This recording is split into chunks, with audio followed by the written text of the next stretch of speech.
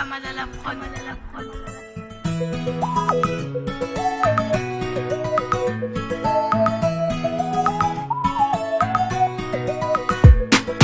Isanandro zaho gaga mahitanao mitomany lava,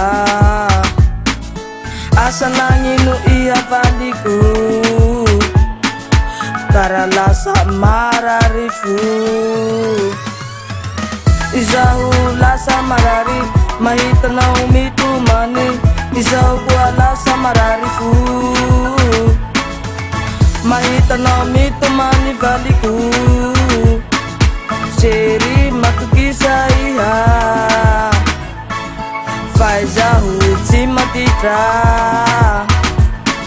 Sery matokisa iha, fa izaho tsy matitra.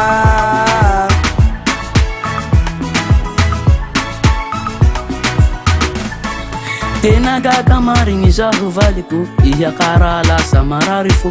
Kanefa zaho tsy mba mampirafy, izaho agny lamilamy. Zaho volagninao fa mandrato, lasa tsy haiko ty atako.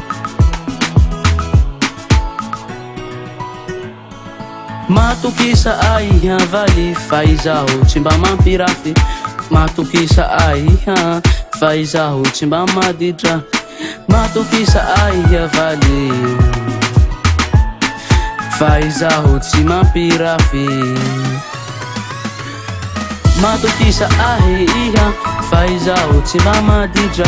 Matokisa aiha chéri, fa izaho tsy mampirafy. Matokisa aiha, fa izaho tsy mba maditra. Matokisa aiha chéri, fa izaho tsy mampirafy. Chéri matokisa iha, fa la izaho tsy maditra. Chéri matokisa iha, fa la izaho tsy maditra. Oya hoene koe.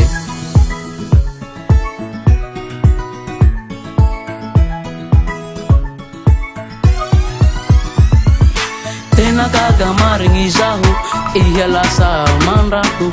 Zaho ako tsy mampirafy, iha ako lambitany. Zaho agny soafy ahy, iha atoa marary. Matokisa ahy iha, fa la izaho tsy haditra. Chéri matokisa, fa izaho tsy mba maditra. Matoy analako valy antragno, iha ro tena teako.